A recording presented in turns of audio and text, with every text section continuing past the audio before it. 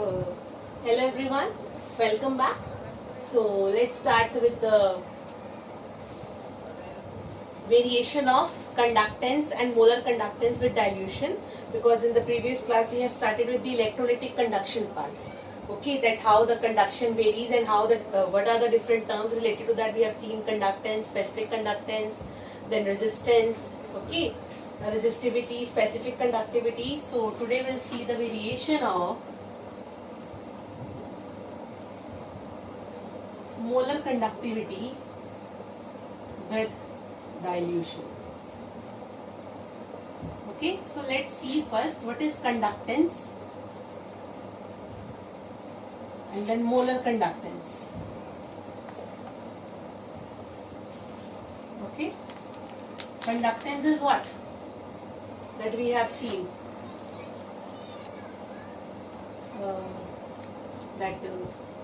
Conductance, it decreases with increase in dilution. Okay, but molar conductivity increases with increase in dilution.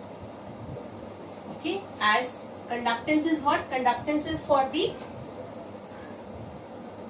it is the conductance of the ions present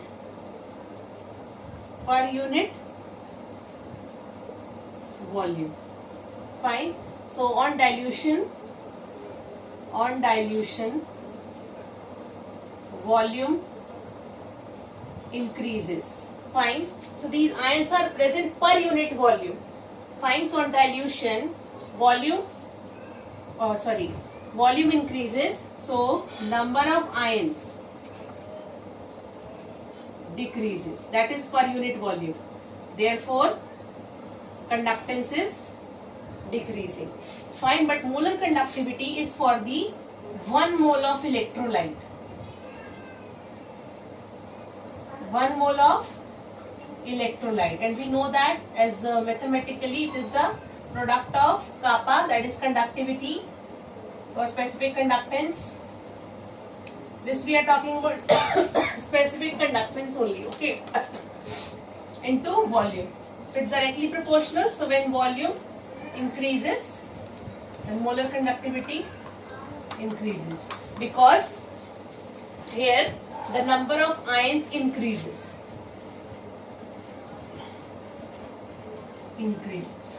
This is the main difference. Okay, that here conductance is decreasing with increasing dilution, but it increases with increasing dilution because this is the conductance of the ions present per unit volume for the given electrolyte. But this is the conductance for 1 mole of electrolyte. So on this is ions present per unit volume. So on dilution, number of ions are decreasing per unit volume. So that's why the conductance is decreasing. And here when volume is increasing, when we are diluting it, so number of ions increasing, because more and more electrolyte will dissociate. Okay, so accordingly they will increase or decrease. You can say it's based on its definition. Now let's talk about the conductance, that molar conductance, whatever that we have to discuss our topic for strong and weak electrolytes. Okay, for strong and weak electrolytes we'll discuss. For strong electrolytes first.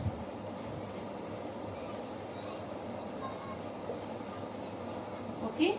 Now strong electrolytes, as we have already discussed, strong electrolyte means what? Which completely gets dissociates in solution. Fine. So for strong electrolytes, molar conductivity can be studied with the help of equation known as Debye-Huckel-on-Sager equation. These are the name of different scientists. Debye, then Huckel is different, and then on-Sager is a different one.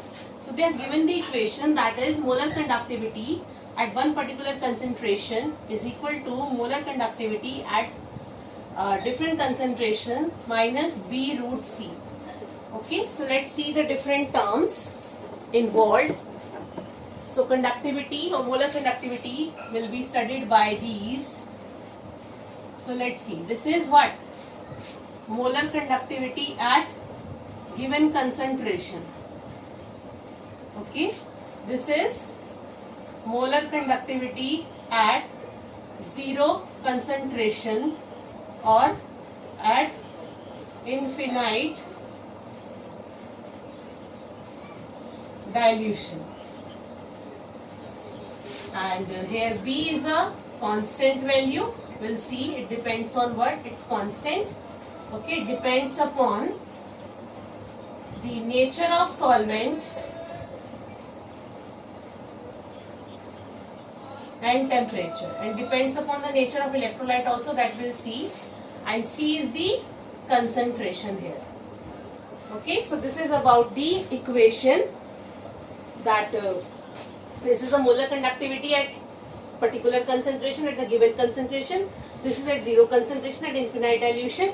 This is constant, depends upon the nature of the solvent and temperature, and that is the concentration. So let's see how to calculate. Let's plot the graph. All of you know what is linear equation. All of you know how to draw the graph for linear equation, that is y is equal to mx plus c. So let's compare this equation with mx plus c. So here y is your, you have to plot between y and x. Y is your molar conductivity at any concentration. Your x is root c, where m is your constant, b that is the slope, and c is the intercept. That is your molar conductivity at zero concentration. So let's plot the graph. So according to this graph, if we are saying it's a linear equation, then according to this graph has to be linear for this strong electrolyte. So let's see at the different concentration how it will behave. Okay. So according to this equation, the graph which has been obtained, it has found to be linear only at low concentration. The equation which I have written, okay, this holds good. Good only at low concentration. High concentration, this is not applicable. Low concentration means dilution. Okay. So if we see the graph between this and under root c, okay, so the graph, it has been found to be linear, as we are saying it's a linear equation, so it's good only for low concentration. So the graph has found to be linear only at low concentration. Okay, after that it is not linear, so it's like this. After that it starts, so this is the, you can say somehow nature of the graph. So at low concentration it's linear. After that it is showing some increase. Okay, it is showing some increase, a very little increase in the value of molar conductivity. Okay, with dilution, because here the concentration is increasing. Okay, so here it is a low concentration. So when the graph is like this, fine. So here it has started increasing. Okay, here it was linear, here it has started increasing to be linear, that showing a small increase in the value of the molar conductivity. Okay, so this is the graph, or you just somehow you can make it like this. Fine. Okay, so let's say they have plotted the graph for strong electrolyte KCl. Okay, so at low concentration here, that is dilution, it is found to be linear. After that it is not linear, you just see it's not that much linear. Fine. So it's linear, that's why it is meeting at this point and can be, you can say, extrapolated. So this is the value at infinite dilution. So you can say that the molar conductivity for the strong electrolytes can be calculated at zero concentration or at infinite dilution. Now what's the meaning of infinite dilution? Infinite dilution or zero concentration means where there is no interaction between the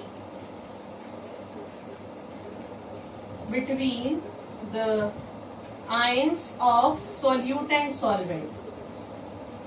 Solvent and solute, or you can say there is no interaction between the particles of the solute and the solvent. It means they are far apart. That's why it's infinite dilute. Okay, so they are far apart, so not no any interaction is there. Okay, so this is the meaning of infinite dilution. And then we were also looking for the constant B. It also depends upon nature of the electrolyte.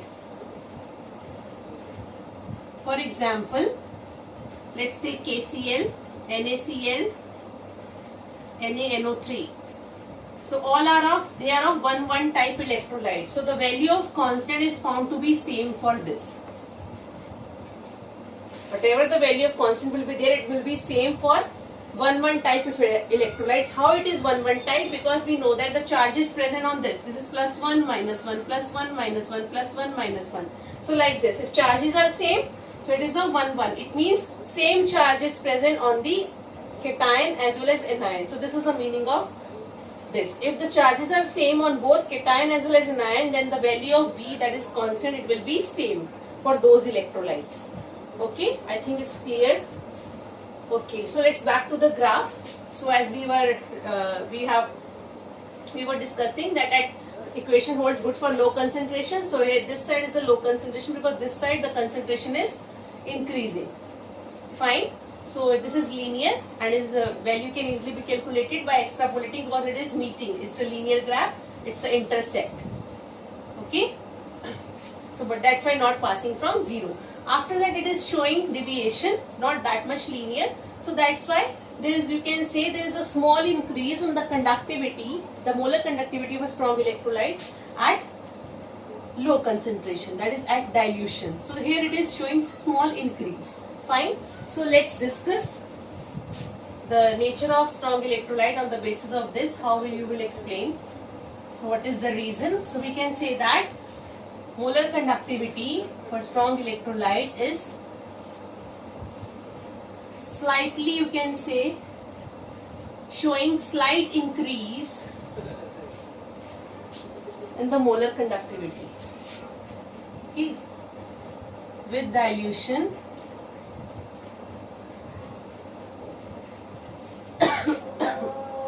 there is a slight increase in the value of molar conductivity. Let's see the reason. What is the reason behind it? See, we know that in strong electrolyte, dissociation is complete.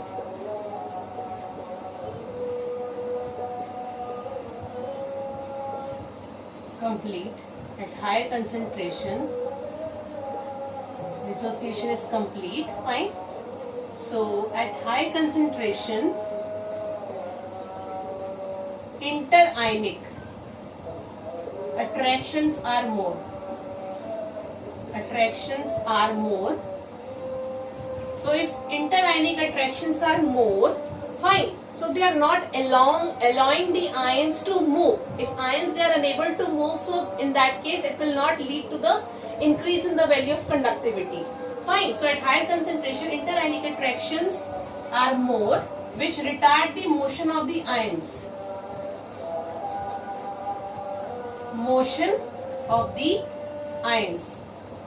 So due to which conductivity is, this is less. Okay, so on dilution, what will happen? On dilution, at low concentration, you can say, this interionic interaction decreases. Interionic attractions, these are the present between the solute. Okay, and interactions are also there in between the solvent also. So if that will not break, then how it will take part? Interionic attractions decreases on dilution. Therefore,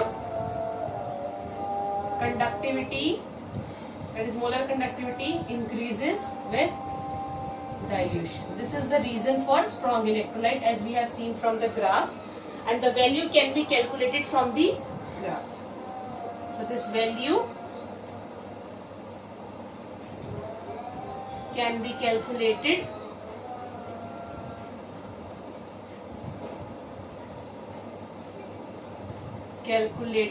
from the graph, okay, by extrapolation method. Okay. Now let's see the reason. Now the reason is different for the weak electrolyte because there the condition is different. So let's see the graph also for weak electrolytes.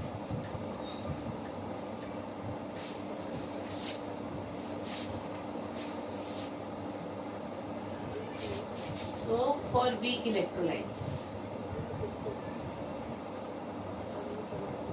Now we know that weak electrolyte is less ionizes as compared to strong electrolyte. Okay, if ionization is less, it means molar conductivity for weak electrolyte is also less than that of molar conductivity for strong electrolytes because of the less ionization. Okay, let's see the graph. If we see the graph, you will find this concentration is moles per liter 1/2. So the graph for weak electrolyte is found to be like this.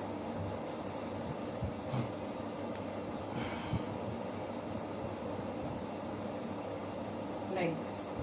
Okay, this is for, say they have plotted for acetic acid, weak electrolyte, and they have found the graph for the weak electrolyte, it's parallel to y-axis, so it can't be extrapolated. If we extrapolate, it will only just, you can say, will keep on going parallel to the y-axis. Now here you just see, on dilution the conductivity is showing a increase. You can say more increase in the value of dilution. This in the value of molar conductivity. So it is showing the increase in the value of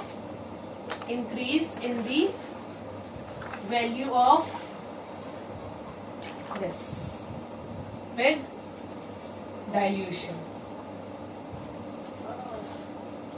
That is more increases there. Okay, more increases there. Very large increase. Okay. So very large increases there. Let's see what's the reason behind that. Okay, so this is about the graph. So let's see now the graph we have seen. Let's see the reason for weak electrolyte.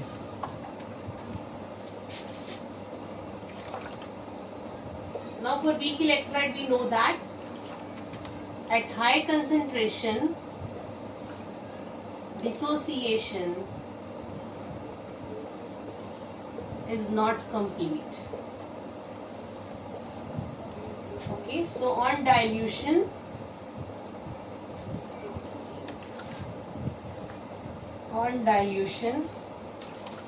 number of ions increases due to increase in the ionization or dissociation of an electrolyte.